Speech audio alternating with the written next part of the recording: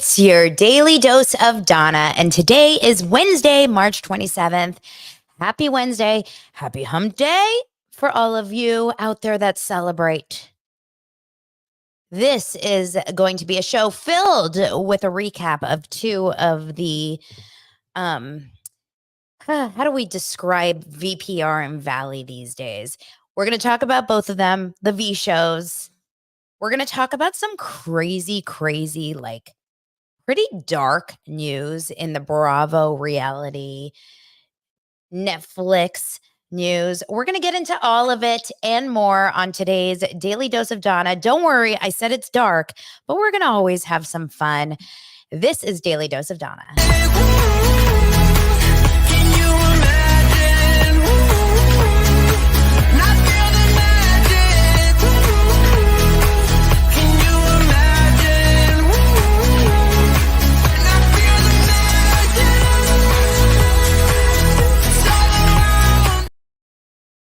I love like dancing to my opening song. Welcome, you guys. Thank you so much for being here, everyone. Some of my favorites are already in the comments. As always, it is so motivating to get on here every single day and give you a good show. Welcome to the show. How is everyone doing today? I'm trying to think if anything really crazy or exciting happened to me in the last 24 hours. And honestly, no. Like, honestly, no, which is kind of how I like it. Let's be real. I think these days when you're in your 40s, you're like, oh, if it's a boring day, it's a good day. Just kind of getting through the week. We have some really crazy things happening in the next couple of weeks. This weekend, we're going to this big gala for our school. And then next week, we are leaving town to go to Palm Springs for a short little spring break getaway. So, of course, make sure to follow on Instagram if you want to be part of all of that. You guys, today we're going to be releasing me and my sidekick here, which is basically my like bubbly water because I don't have a sidekick. We're going to be releasing a new Patreon episode. It's going to come out later today, and it's good, you guys. We're going to talk about what really happened behind the scenes at Luann's show. I know a lot of you guys thought that what I told you on the show here was the full story, but it isn't. I just didn't want to share all the like real details. I will later. We also are going to talk more about P. Diddy because I went on a deep dive rabbit hole. Thank you guys so much for sending me all your, TikToks and videos that you guys watch. I went like real into it last night. We're going to talk about J-Lo. There was this crazy article that came out on USA Today. I don't know if any of you guys saw it about J-Lo, like why people don't care about J-Lo, even though she's doing all this documentary and stuff. We can talk a little bit about the Andrew Huberman hit piece. If you guys know the Huberman Lab, he is a very big podcaster, got famous from being a guest on Joe Rogan. I think it was a big old dud, meaning they tried really hard to make it something, and I don't think it landed. So we'll get into that and just this whole idea of like hit pieces and trying to take people down. Whenever anyone is a little famous, it's like try to find anything wrong with them in any like capacity that has nothing to do with why they're actually famous. So we'll get into all of that and more. So subscribe on Patreon. Make sure to do that. Before we get into the show, I want to shout out my sponsors. I would love to mention that this show is sponsored and brought to you by BetterHelp. Give online therapy a try at betterhelp.com/Donna. That's DANA, and get on your way to being your best self. What's the first thing you would do if you had an extra hour in your day? Would you go for a run? Would you take a nap? Would you read a book? Would you show up for a friend? Would you watch The Valley? Would you go to Jax's Studio City? Oh, I have a story about that. A lot of us spend our lives wishing we had more time, but the question is, time for what? If time was unlimited, how would you use it? And the truth is, so many people feel like they are lost in life. Like they don't really know what to do with themselves. They're just feeling like they're lacking that thing. Like Kyle Richards is lacking that thing, which is why she buys Birkin bags, I believe, and hats. Remember, we talked about this. She's a collector of things.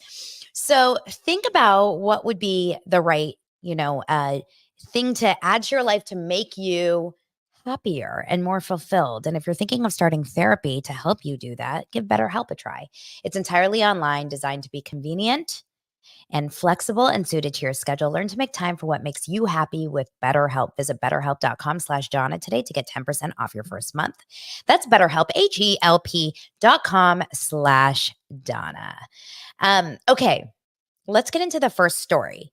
Now, like I said, some of the stories today have a little bit of a dark undertone, and I don't want to do that, but it is news in this space, and I do feel like it's important to just like kind of talk about. So the first piece of news came out yesterday, and whoa, this is pretty intense. And trigger warnings for a lot of these stories today about physical violence and like spousal physical violence. It's really, really dark. Shahs of Sunset was a show that we all watched. I mean, so many of you guys watched it. I loved it. It felt like I was watching a high school reunion because I've told you that I went to Beverly Hills High School and it's like 70% Persian. So I always felt like a weird connection to Shahs of Sunset. Also, do you know if you have like, if you're going through a time period, like a period in your life where you're feeling a little bit like you need that extra, I don't know, happy thing in your life? For example, during COVID, right? When we were all stuck in lockdown, do you have that one show that you started watching during COVID that you watched every single episode, you became like obsessed with, and that it will always bring you back to that time? Mine was Summer House. My experience of Shahs of Sunset is when I just had my babies.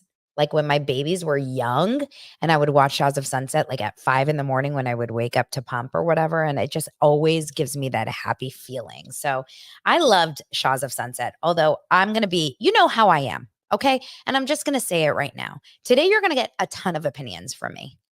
You're not just getting the news, you're getting my opinions. You may not agree with my opinions, and I'm okay with that because that would be crazy if you all agreed with my opinions. But just know that you're getting my opinions. It's not a reason to come at me and yell at me. Okay. We all can just have different opinions. But that being said, I thought that show got incredibly dark and depressing. I can't stand Gigi. Personally, Golnessa, whatever her name is, I can't handle her energy. I couldn't stand watching her. Maybe it's because she reminded me of specific people that I went to school with. MJ. MJ is someone that I struggle with too. Just going to be honest. I told you guys this before, even on the traders. Can't really connect with her. I thought Reza was good TV. I'm trying to think. I actually liked Nima on the show. And sadly, I really liked Mike Shouhed. So Mike was like the leading guy. It was Mike, it was Reza, and it was a couple of the other dudes that I can't even remember their names. There was like Nima, and then there was that really good looking, um, you know, tough, like strong guy. What was his name? He was like really good looking, buff, never had like a relationship with anyone. Um, Asa was the other girl, also didn't like her. Like the personalities, I'm just going to be real. The personalities were triggering for me. And Shervin, thank you. And it's maybe because I went to school with them. Like maybe that's why. But individually, all their personalities drove me insane. But as a show, it was a good show. Mike was my favorite of the guys, I think, because when we were watching it, we didn't realize that he had this side to him.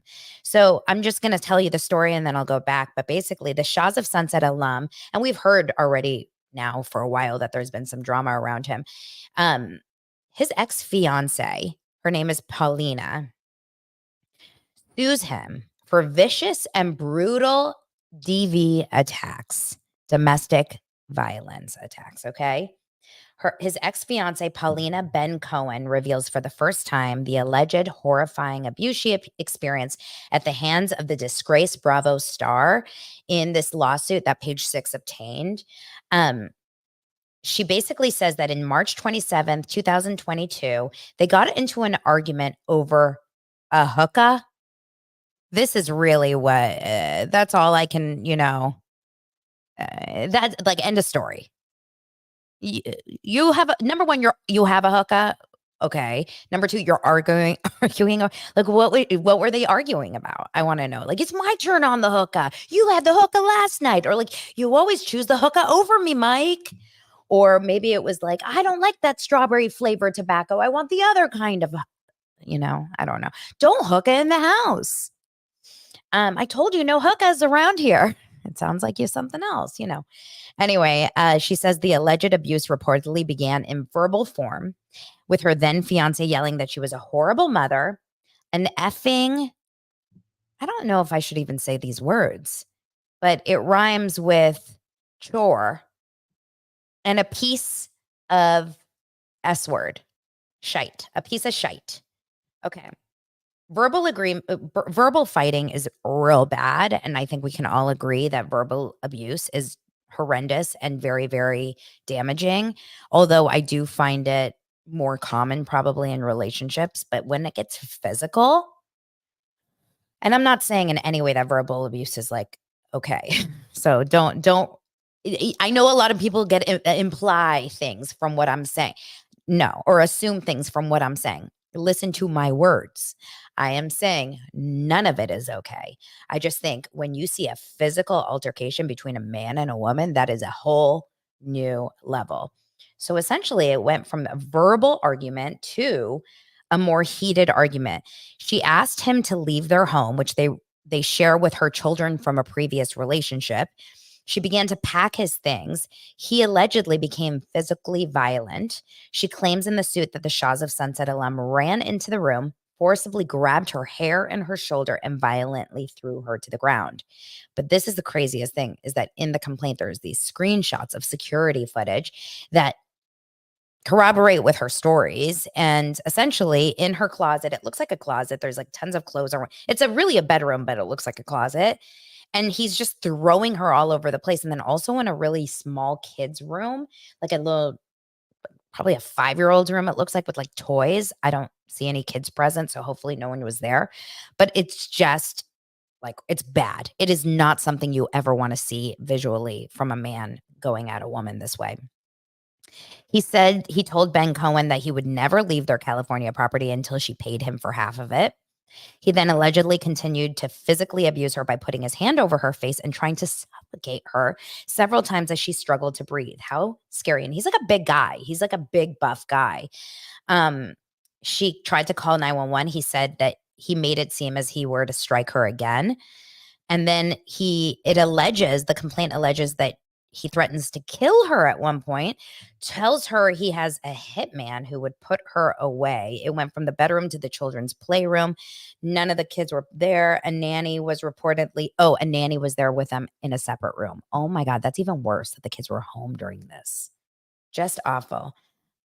Apparently this happened over 2 other times, and he like lots of physical attacks. And then apparently she called for the nanny who went into the room and asks him to leave, but it angered him further.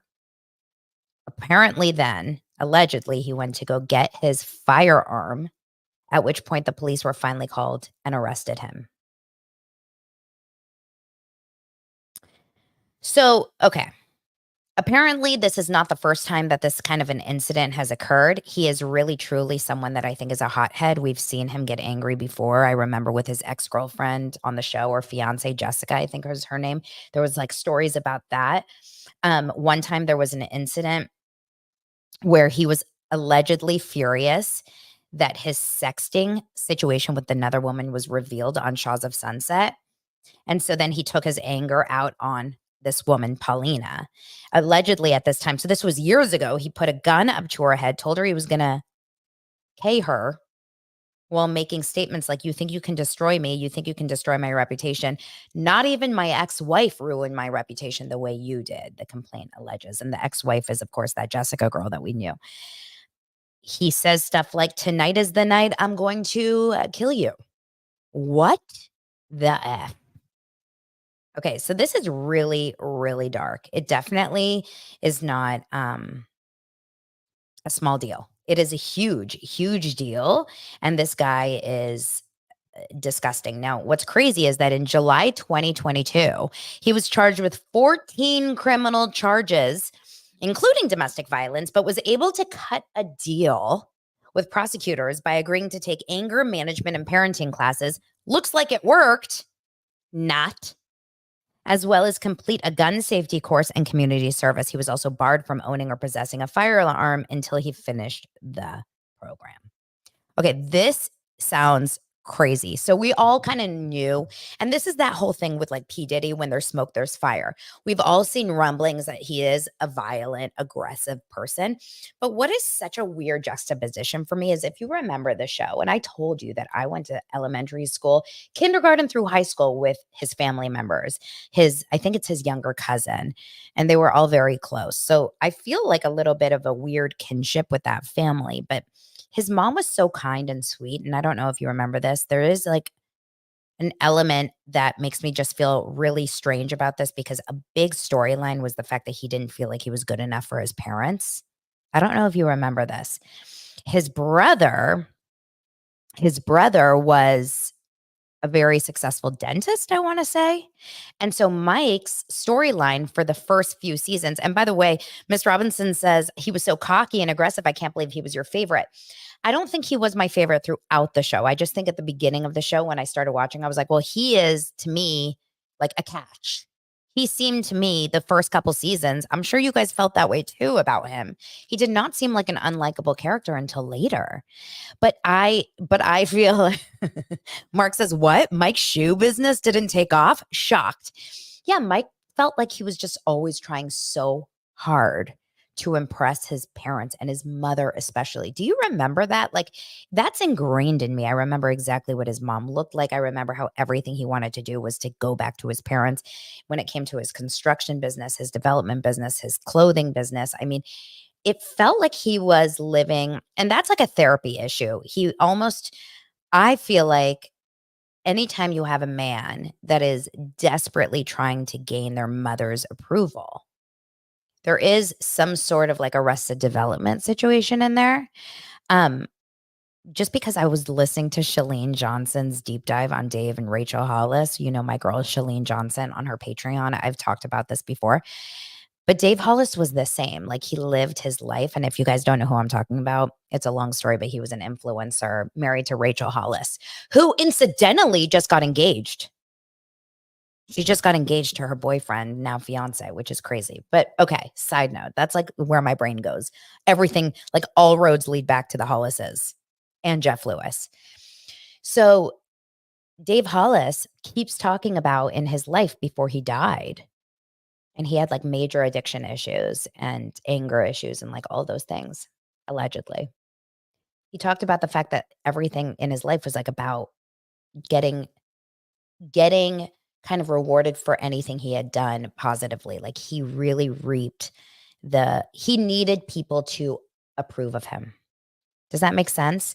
And everything went back to that. So whenever you have a man that is dying for kind of almost validation through achievement, especially with with their mother at that age, I think it's a little bit of a red flag. It's interesting. Um, anyway, F him, and may he like go to jail at this point. Clearly, he's not listening to his anger management issues. This is like if you compare it to, an alcoholic or someone that is like drunk driving and keeps doing it over and over, and then they go to, alcohol classes or whatever, and then they do it again. It's like enough is enough, right? Okay, let's move on to another kind of dark story. I promise you we'll get into like more fun stuff, but this is what's in my news feed today, and I just think it's interesting. Christine Quinn, we talked about this, how her husband, this is Sunset star, her husband got arrested 2 times within 33 hours last week because he allegedly threw a bag with a glass bottle at her, which then hit their 2-year-old son, got arrested, then had a restraining order or a like non-contact or whatever, and came back to the house, got arrested again. Well, now it's revealed that he that okay, her ex-fiance, Christine's ex-fiance, filed for a restraining order against her after multiple huge blowouts, as it's revealed that her current husband, Christian Richard, is seeking protection. So she was engaged to a fine art dealer in 2014. His name was Matthew Wiltsey. And they had a series of furious rows, very, very intense arguments and all those things. And it sounds like at this point,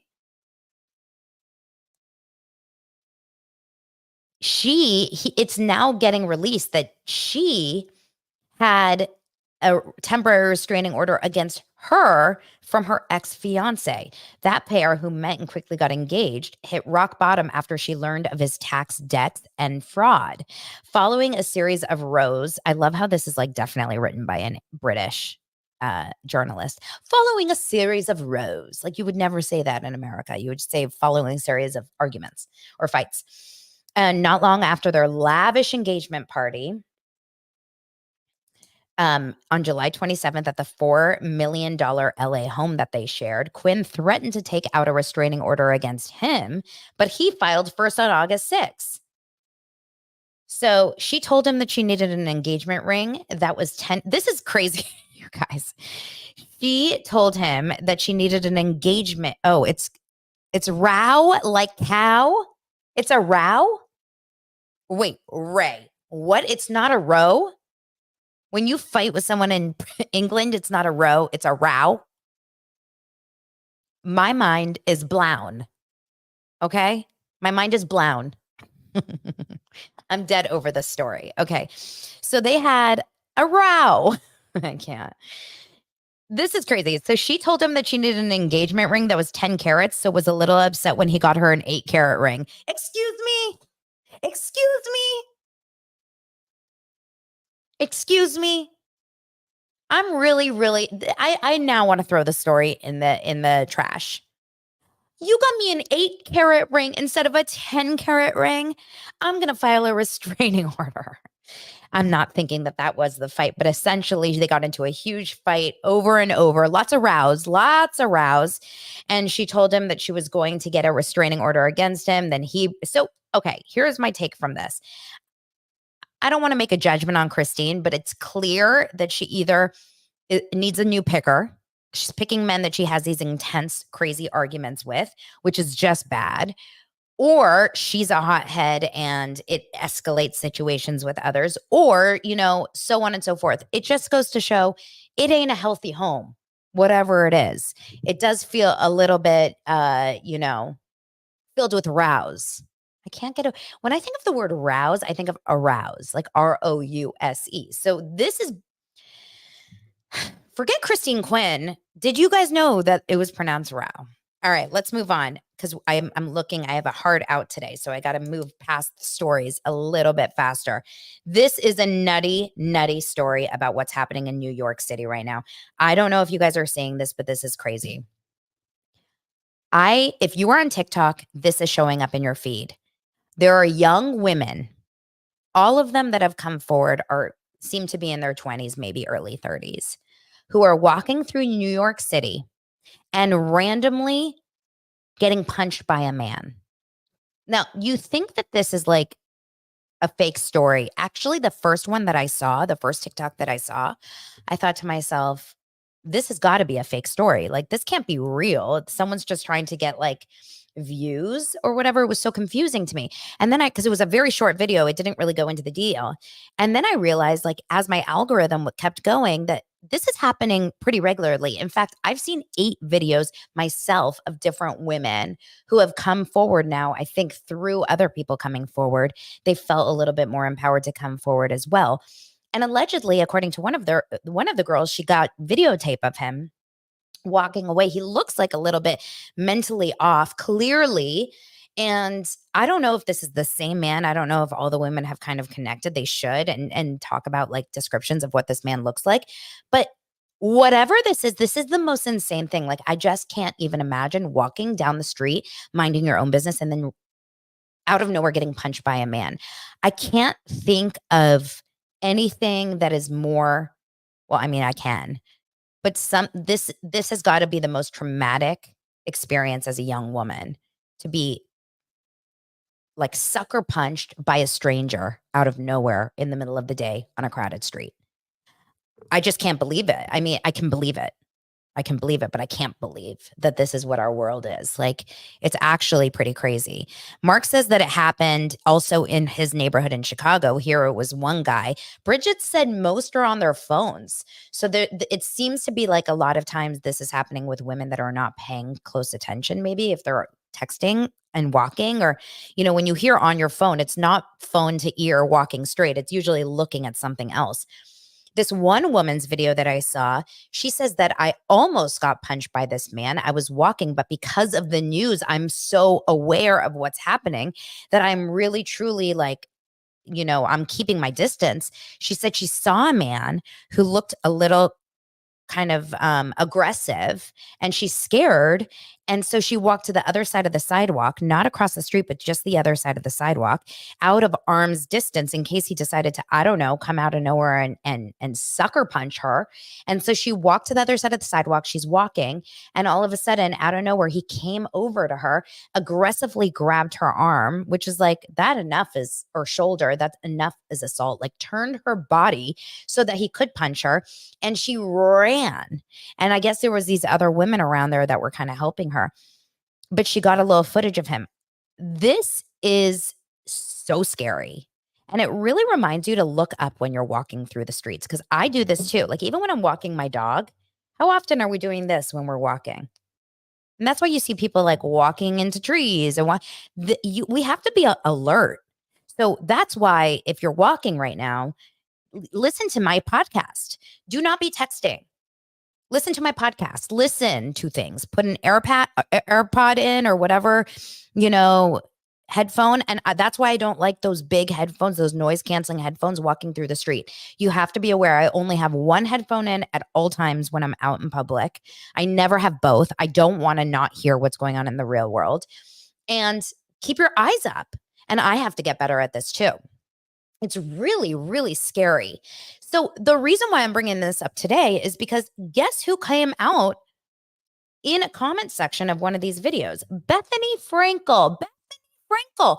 And honestly, if this really happened to her, this is actually so sad, or scary. But she says in a comment section to one of these videos that she was punched in New York City, on a New York City street, in a random attack. She essentially says in a comment, this is insane because this happened to me a few months ago, but I was embarrassed to say it. I was on the Upper West Side, insane. I was taking video of a bakery. So she was probably going like this with her phone, filming, or maybe talking to the camera, whatever. And she got punched. This is the craziest thing. Bethenny, and this makes sense, was so nervous to bring this out in public because how many people would have just ridiculed her? And that's probably like why so many of these girls that are getting punched are finally coming out now, even if it happened a week ago or whatever, because they're finding strength in numbers. It's like anyone that is, you start to kind of almost blame yourself, or you think, what are people going to say? Like, if I went right now onto my show and said, oh my gosh, I was just walking down the street and someone punched me, I would be probably nervous that someone out there would be like, of course they punch you, you're punchable, or like you should be punched, or something, you're so annoying, so of course people should punch. Anyway, punch. I personally believe that Bethenny probably freaked the F out thinking it was a personal attack. It was something against Bethenny. But now this is like, this is crazy. Like, something needs to change in America. I don't really know about other states, other cities. I know LA needs some major, major shifting of control. There's just like, the world is falling apart. So I don't know what's going on, but I really hope that, Craig Conover can put on his foil hat and help us here. Something needs to like be rejiggered. Like, we're in the upside down. We're in the upside down. We've taken the wrong path in the Back to the Future, like time travel. Remember when he gets off in 1985 and Biff is president and the whole country is like on fire? That's what I feel like just happened in the last few years since COVID. Well, since probably even before COVID, but COVID really is like the tip of the iceberg. I did read, I saw a TikTok the other day, a conspiracy theory where someone said the day Kobe Bryant died, everything went bad. And I was like, well, actually, he did die in January 2020. It's real bad. Craig needs to help us. We are like, the world is falling apart. So I'm going to run for president. This is officially my announcement. I am running for president. On the ballot, you're going to have Donald Trump, Joe Biden, RFK Jr., and Donna Speldana Bowling. Who's going to be my running mate? Okay, who's my VP? Who in the Bravo world? I want someone in the Bravo world to be my VP. I'll tell you who won't be, and that's Jaxie Poo. So let's get into our next stories. Before I do, I want to shout out the second sponsor of our show, and that is Dr. Motion Socks. I've talked about the compression socks already before. So many of you guys are jumping in my DMs saying you've bought them. If you are someone that's on your feet a lot, walking, a nurse, a teacher, a athlete, anyone that has to do a lot of movement, even if you're traveling a lot, that's a really important time to wear compression socks is when you're flying, because it's very dehydrating and it's bad for your circulation to fly. So compression socks are where it's at. drmotionsocks.com is the way to go. Wear if you wear your Dr. Motion socks, shoot me a DM and let me know. They are seamless. They have really supported arches. They like give your foot a hug. That's the best way I can describe it. It feels really good. And you know what? In these days where we just don't get a lot of love, it's good to give your foot some love. And Ashley from Real Housewives of Potomac gives Michael Darby a lot of foot rubs. But if you're not lucky enough to be married to Ashley Darby, get yourself some Dr. Motion socks. Okay, so we have a lot of VP decisions. Donna Dorit, 2024. Hi, my name is Donna Speldana, and I'm Dorit. I was still talking. Let me finish. Let me finish. I am wearing a Balenciaga blazer. And in my Balenciaga blazer, I believe that all kids should be homeschooled. And let me finish. Someone find me a new VP. Donna will be in Zara. I'll be in Zara and Dorit will be in Balenciaga. Phaedra. I would take Phaedra in a heartbeat. Phaedra, if Phaedra was my VP, I would get denounced. Like someone would try to off me so that Phaedra could move to president, like 100%. Okay, let's move into last night's TV as we have just 25 more minutes of the show. Okay, Vanderpump Rules. I'm going to be honest. Vanderpump Rules is getting more watchable. It's getting better. It is getting better. Now, here's a disclaimer. Are we ready? Here's a disclaimer. I want everyone to understand that there are many different opinions we can take on the show, and I'm just going to share with you mine. And the reason why I say this is because my opinion may not be your opinion, but it's still what I feel. So I'm going to share it, and I want to hear your opinions in the comments in a kind way. I hate to admit it, but Katie is growing on me. Okay. Now calm down, because she did some really horrible things in last night's episode as well. But Katie Maloney is growing on me. Lala Kent is officially my favorite girl on the show. Ariana doesn't do anything good or bad for me anymore. She's kind of, this is as of last night, she's kind of just there. And Scheana, I'm allergic to Scheana right now. Like I've never disliked anyone more than I dislike Scheana right now. Joe, that's Schwartz's kind of sort of hookup, maybe girlfriend, maybe roommate, maybe who knows what, has really like gotten a place in my heart. And those girls all together, Allie included, because when she's part of that group, turn into a group of 5, Fox Force 5. This is like Mean Girls 5. And it disgusts me to see when Lala, Scheana, Katie, Allie, and Ariana are all together in the show, just talking shit about Joe. Ew, ew, ew. I understand they don't like her. It's not a good look. That's all I can say about that. Okay. Maddie says you turned us on to the after show and they are so mean. The after show on Peacock of Vanderpump Rules is what you need to watch. Find a way. Steal someone's password. Get into Peacock and watch this. It's really, really revealing. So a couple of important things that happen in the episode. At first, we have a Lala and Schwartz meet up at Creation Juice. By the way, I love a Creation Juice. And it actually reminded me that I don't go there that often. There's not one right by my house anymore. But that syringe thing, they used to have these shots with like lemon and salt and like and cayenne pepper. And like every time you feel like you're getting sick, you just syringe it in. It's kind of like, oh, I'm taking a shot, but it's like a jello shot, whatever. Anyway, they sit and they have the most like strange produced scene together. Let's sit together and have juice. And Schwartz is just a bumbling idiot because he's like, I love being on benders. Like right now I'm on a sober bender. 3 days. Okay. As they talk, it just comes out. This is the moment where it comes out that he hooked up with Scheana. Oh my God. I didn't mean to tell you that. I love Lala's reaction. She's like, I'm sorry, what? Can we go back to that? Well, the story is that 10 years ago, 12 years ago, God knows how long ago, Scheana was engaged to Mike Shouhed. So this is like season probably 2 or 3 of Vanderpump Rules. And Katie and Tom were just boyfriend, girlfriend at that point. Tom was in Vegas. Scheana was in Vegas. Ariana was in Vegas. Not sure who else was there.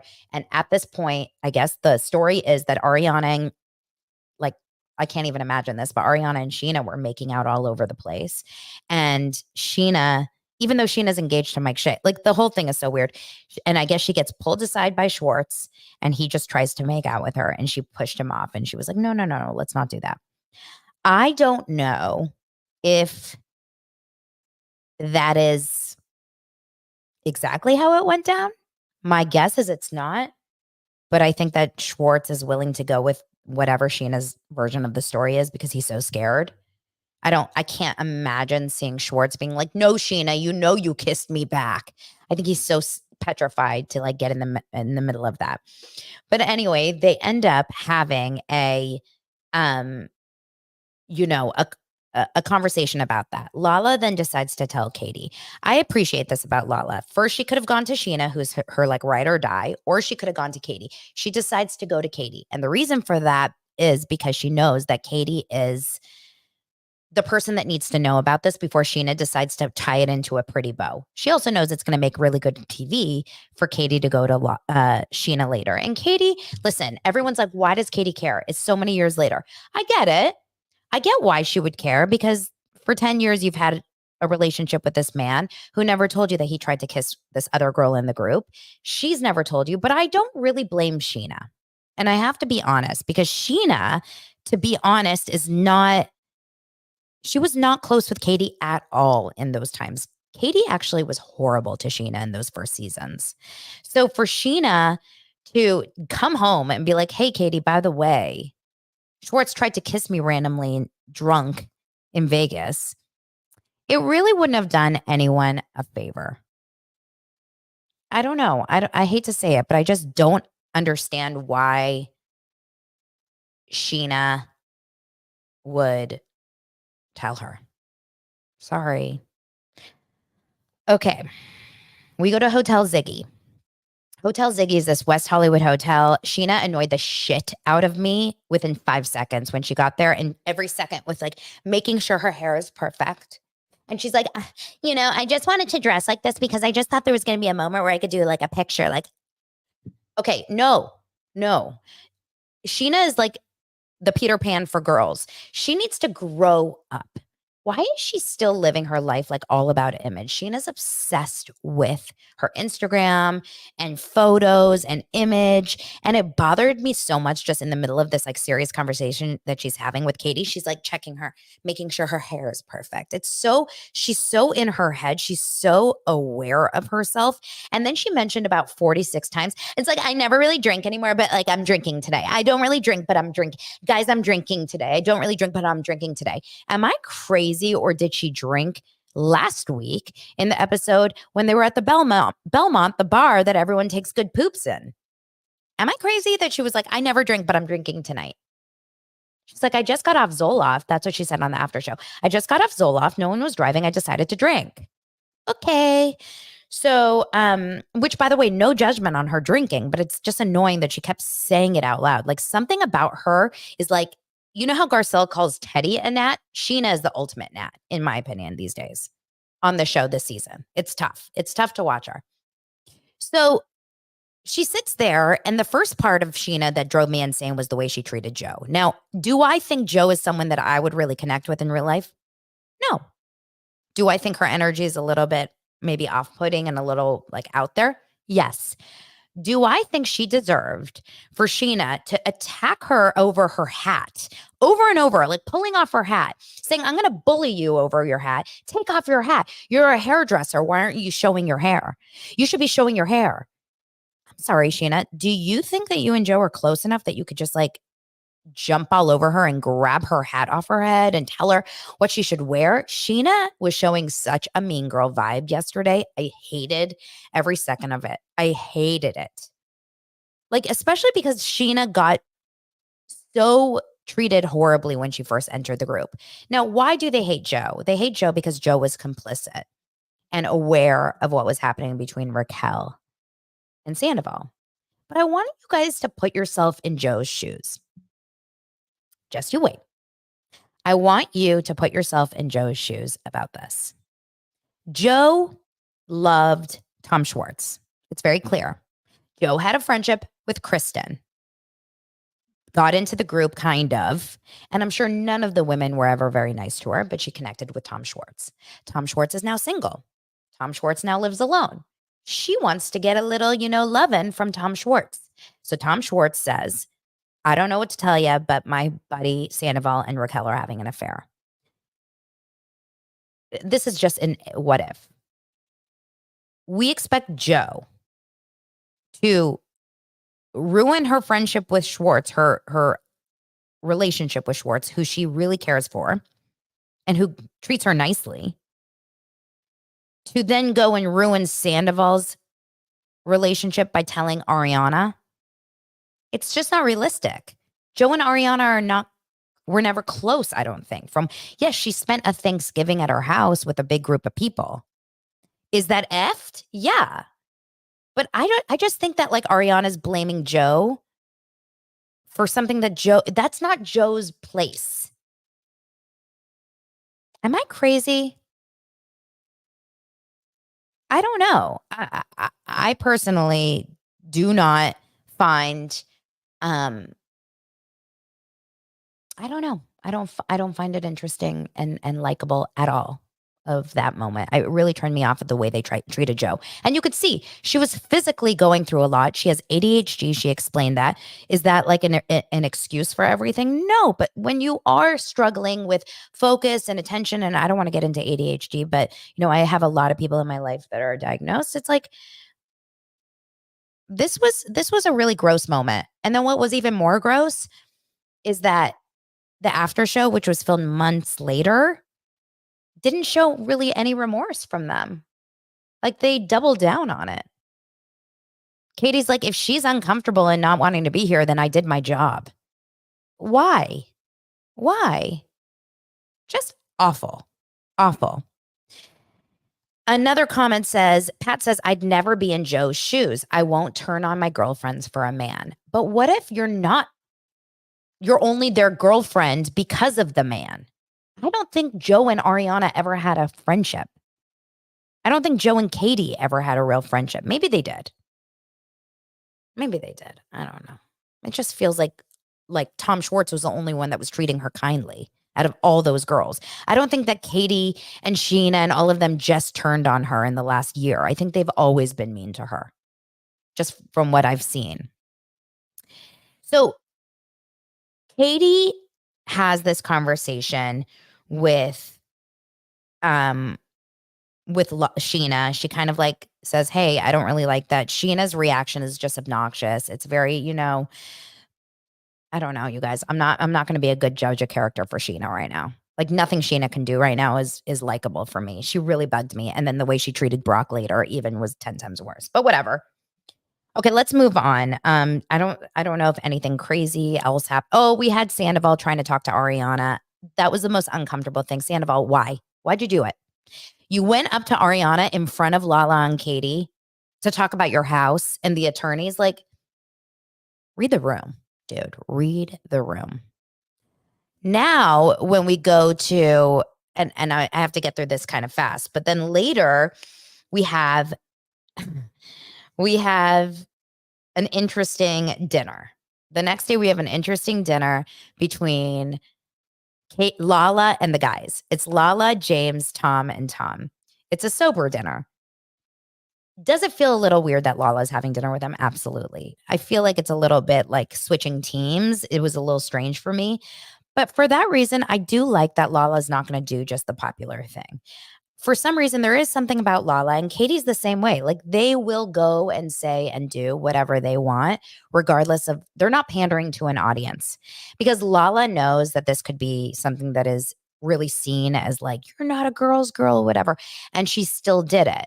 You know, she's sitting there, and I like her ability because she recognizes that she's fucked up so many times in her past. She's able to see past people's F ups. And I have to say, I find that very relatable. I relate to this because I do like to go past people's F ups. There's too many people in my life that have fucked up. And if I held it against them forever and ever and ever, it would be so hard for my own life. Like, I personally think that it's possible to make up for bad mistakes. It is in life, you know, with the right amount of remorse and apology and working on it. So I don't know. And maybe the reason you guys are asking in the comments, why do you like Katie more? I don't really know why. I don't know why. Maybe it's because I like Scheana so much less. Donna Bowling on Sheena's new song is called No Longer Good as Good. No longer good as gold. Like, Scheana is now good as cubic zirconium or whatever. Like, what's a fake gold? Okay, let's keep it moving on. So, the breathing session. We need to talk about Sandoval's breathing session. And if I wanted to scare the shit out of you guys, I would recreate it right now. Because what I tell you, I felt uncomfortable. I felt like I was watching porn. I was like, if my kids were in here right now, they'd be like, what are you watching, Mom? The sound of skin. It was so intense. It was so embarrassing for Sandy. It was so bad. Lala comes in. She's like, what is happening? It was a lot. Good as Plated Gold is the new song by Scheana Shay. But he has this breathing session, and I do, even if it's just for the show, I do appreciate the fact that he's actively trying to get better and trying to seem like he cares more and trying to, you know, do some self-work. And Lala and him have a really nice conversation, and I appreciated it. I don't know why. Why am I like this? But I like seeing redemption. I like seeing people change. I like seeing Mark, you're such a jerk. He says, that's the sound that we make every time Donna logs on.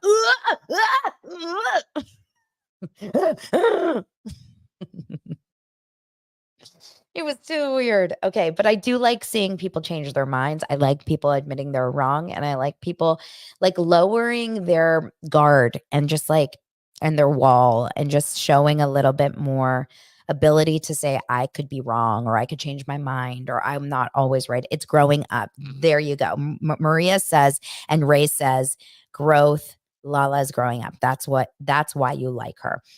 I do. I do. Let me think what else just because of time. So then we get to the final night where they're back at Something About Her. And this is this a joke now? Everyone is like, why are we doing this again? They literally had another sandwich tasting. We've seen this before. Yes, before they didn't have, furniture and Something About Her. Now there's furniture and Something About Her. And they're doing a sandwich tasting and no one understands why the hell they're doing it. Like, everyone's like, we've done this before. We've eaten this before. But once again, we're going to promote the sandwich shop, which is still not open. Riddle me that. Anyway, they're eating sandwiches. They decide to head on over to Sir, of course, as you do with a bunch of people that you hate. Like Katie and Ariana should not be at Sir with these people. I mean, why? But they go to Sir. Everyone's there. And they're hanging out. They show their sandwiches to Lisa and Ken. And shocking, Ken is still alive. I was actually very concerned for Ken for a while because we haven't seen him since the jacuzzi conversation. I think we maybe saw like a glimpse of him in a background one day.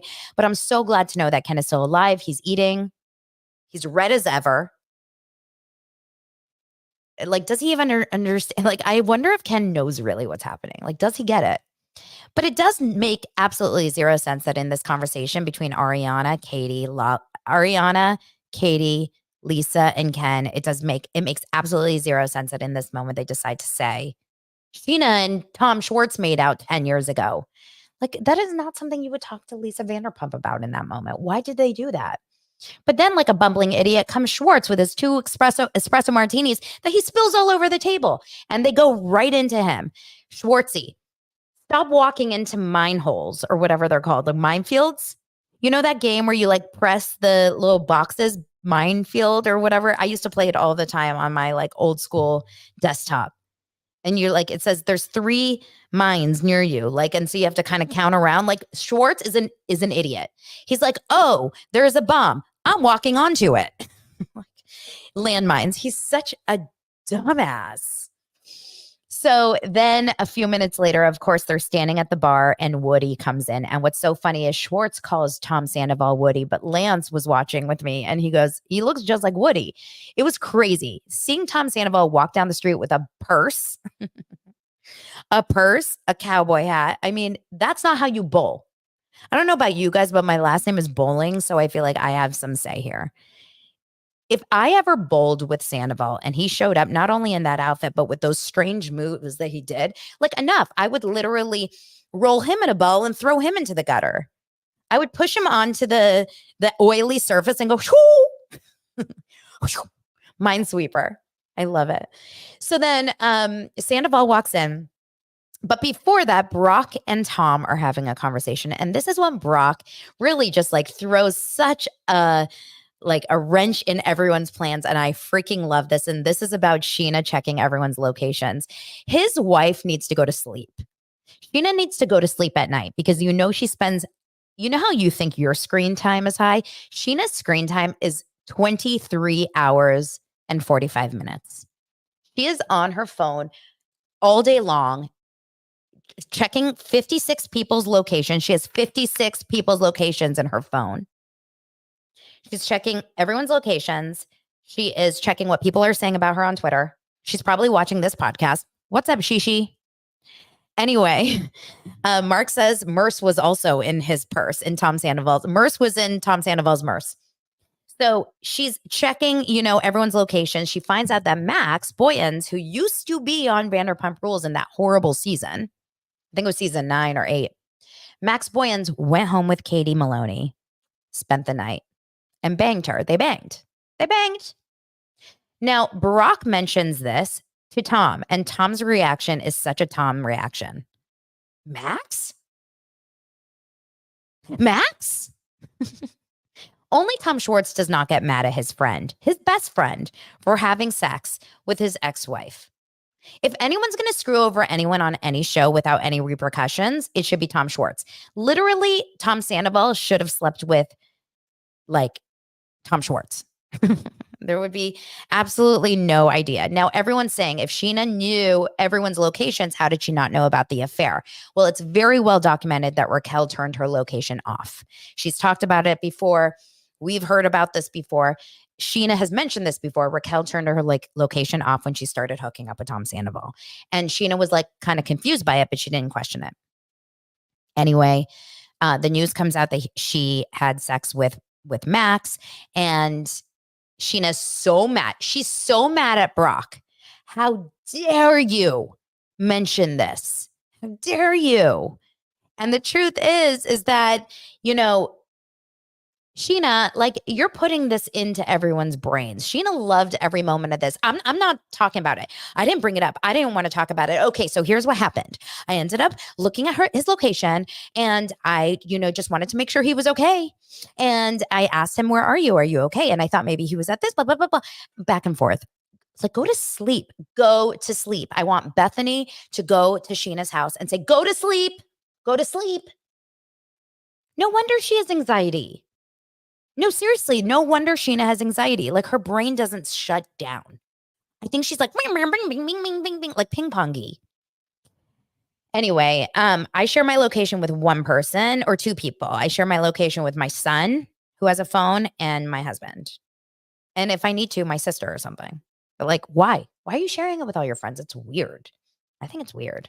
That's like a new thing to do because we don't do it in our 40s. I think you only do that when you're in like your 20s or 30s.